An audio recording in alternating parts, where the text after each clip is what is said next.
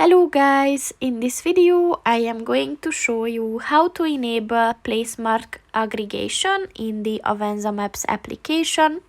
But first I just want to mention, don't forget to subscribe to my channel, because at 10,000 subscribers I am going to show you my whole YouTube revenue statistics and growth strategy, as well as how to make money online. Let's jump into it. First of all, open the application on your phone.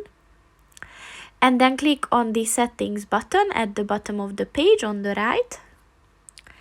And then at the settings section, click on the map view button.